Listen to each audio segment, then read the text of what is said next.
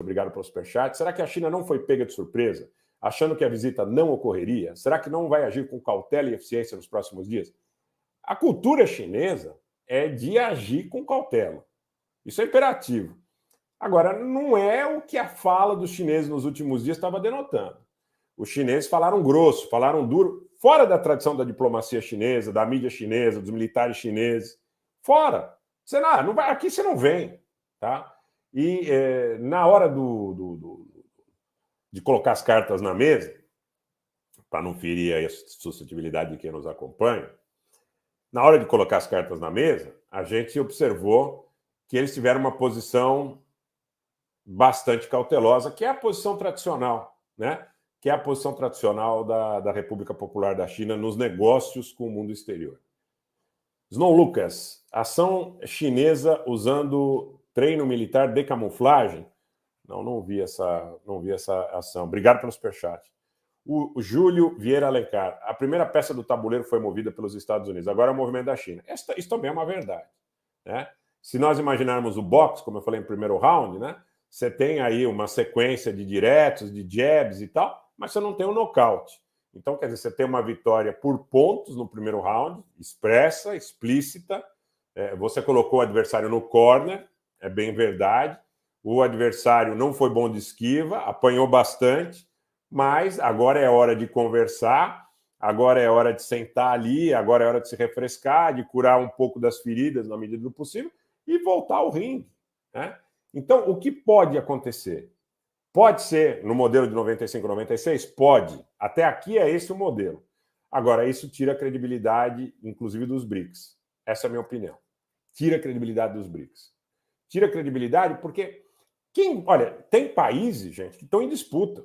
Se você pegar a África, principalmente a África subsaariana, você vai ver que tem uma disputa tremenda, independente dos investimentos da China em portos, rodovias, fibra ótica, comunicações e tudo mais. Você tem uma disputa tremenda, por exemplo, em relação à África Ocidental Francesa, onde os chineses investem muito mais que os franceses hoje, mas existe uma preocupação dos Estados Unidos, da Grã-Bretanha, dos próprios países aliados aí dentro do seio da OTAN, no sentido de não permitir que essa influência chinesa se alastre ou se alargue.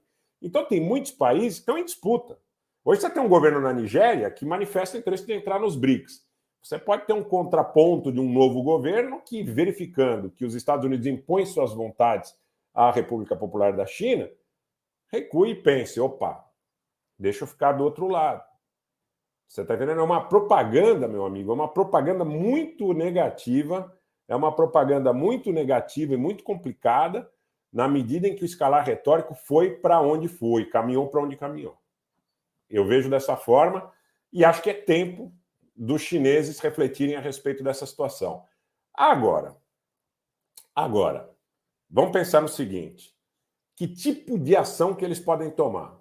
Bloquear portos em Taiwan é uma ação arriscada, uma vez que você teria que enfrentar, provavelmente, numa situação extrema, as forças dos Estados Unidos, as forças navais dos Estados Unidos, as forças aéreas que estão baseadas em Guam, que estão baseadas em Okinawa, que estão baseadas no entorno ali do Indo-Pacífico e que são numericamente bastante importantes.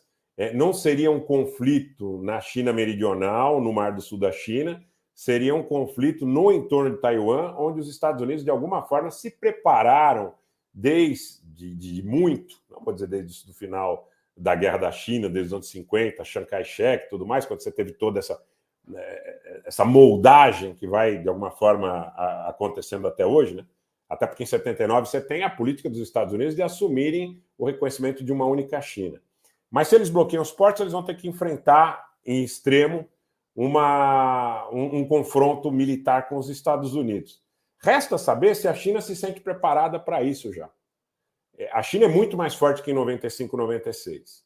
Mas eu não sei se é forte o suficiente para enfrentar os Estados Unidos. E eu vou dizer uma coisa para vocês. Muito provavelmente no Mar do Sul da China, ela tem bastante condição de oferecer uma resistência muito dura, encardido ali, tá? Mas no contexto de um enfrentamento regional com os Estados Unidos, que inclusive engloba essa questão das águas territoriais de Taiwan, dos grandes portos taiwaneses, porque, gente, vamos pensar no seguinte, Se você tiver um cerco aos portos de Taiwan, você vai ter um grande prejuízo para os Estados Unidos, para a Austrália, para a Coreia do Sul, para o Japão, para esses aliados estratégicos na região e no mundo. Essa própria questão que eu disse aí da própria profundidade no que diz respeito ou no que tange a questão do controle das regiões do Mar do Sul da China,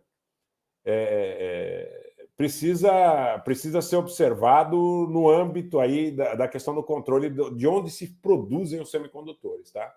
Essa é a impressão que eu tenho. Que lances mais eles podem fazer? Ataques pontuais a bases militares taiwanesas? Ataques... Uma situação, por exemplo, que me ocorreu, né? Por exemplo, que antecedia, nos momentos, nas horas que antecediam a visita de Nancy Pelosi. A pista do aeroporto de Taipei poderia ter sido atacada. Os chineses poderiam ter tentado um ataque contra a pista do aeroporto de Taipei, para tentar inviabilizar a chegada do avião sem atacá-lo diretamente. Então, por que não o fizeram? Essa, entre outras muitas alternativas. A minha impressão é que é difícil aferir. Eu conversava com um especialista militar russo que me dizia que os chineses precisam de um pouco mais de tempo para uma contraposição militar direta e objetiva aos Estados Unidos. Tá? Eu já tinha dito isso para vocês. Obrigado, André Calazans, forte abraço. Eu já tinha dito isso para vocês, mas eu conversei com um especialista militar russo, bastante responsável, bastante isento, e como nós, independente da simpatia ou da antipatia pelas partes, com uma análise factual bastante centrada. E ele me disse o seguinte: os chineses precisam de mais tempo para conseguir os meios para encarar o potencial militar dos Estados Unidos na região do Indo-Pacífico. Então, talvez eles queiram ganhar tempo e possam tomar algumas atitudes que prejudiquem os interesses dos Estados Unidos na esfera econômica. Eu não digo isso em relação à abdicada dos títulos, né, dos Estados Unidos, da dívida, coisa nesse sentido. Eu não acho que a coisa passe por aí, ou pelo menos não passe apenas por aí, tá?